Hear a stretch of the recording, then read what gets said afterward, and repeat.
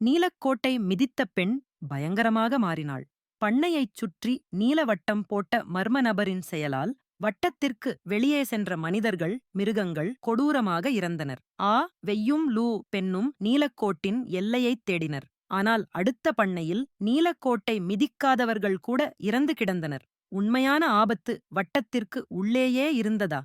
அப்போது போலீஸ்காரன் போல் ஒருவன் பண்ணைக்கு வந்தான். அவன் நீலக்கோட்டைத் தாண்டி உள்ளே சென்றான். அது வெளியே செல்வதைத் தான் தடுக்கும் என்றான். அவன் மேலிருந்து வந்தவன் என்றும் கூறினான்.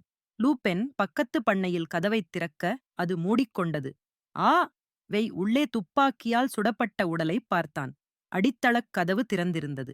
சிறுவன் தன் அக்கா மற்றும் அவளின் காதலனுடன் காட்டை நோக்கிப் போனான். அங்கு ஒரு பெரிய பள்ளத்தில் கரி மற்றும் இறந்த விலங்குகள் இருந்தன. தான் விண்வெளியில் இருந்து வந்த இடம் இதுவென்று சிறுவன் கூறினான். பள்ளத்தில் பல வண்ணத் திரவத்தைப் பார்த்த சிறுவன் அது விஷம் என்றும் நீல வட்டத்தை மீற இது உதவும் என்றும் கூறினான். அதிகமாக குடித்தால் மரணம் நிச்சயம். லிசா காட்டில் வேற்று கிரகவாசி ஆக்கிரமித்திருந்த பெண்ணின் உடலைப் பார்த்தாள். யாரையும் நம்பாதே என்ற குறிப்பையும் கண்டாள். பண்ணைக்குத் திரும்பிய லிசா போலீஸ்காரன் என்று சொல்லும் சந்தேக நபரைப் பார்த்தாள். அவன் இடுப்பில் இருந்த கயிறு காட்டில் கண்ட தழும்பு போலவே இருந்தது. அவன் லிசாவின் மகனைப் பற்றி விசாரிக்க லிசாவுக்கு சந்தேகம் அதிகமானது. அவனை கிடங்கிற்கு அழைத்துச் சென்று, போலீஸ் ஏன் இவ்வளவு சீக்கிரம் வந்தார்கள் என்று கேட்டாள். அவன் நெருங்கியதும் லிசா அவனை மயக்கினாள். நிமிடங்கள் 27 லிசா அவனை கட்டிப்போட்டு வயதான பெண்ணிடம் காவல் கொடுத்தாள்.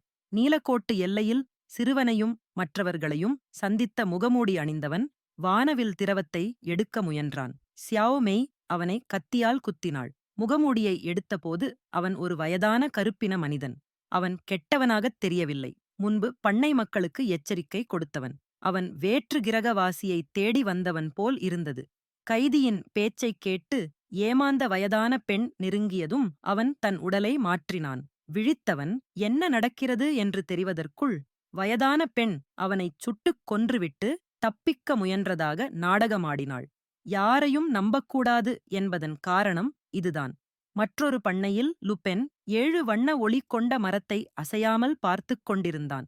அவன் ஆக்கிரமிக்கப்பட்டானா என்று தெரியவில்லை. அடித்தளத்தில் விழித்த வெய்யிடம் முகமூடி அணிந்தவன் ஒரு முக்கியமான கேள்வியைக் கேட்டான்.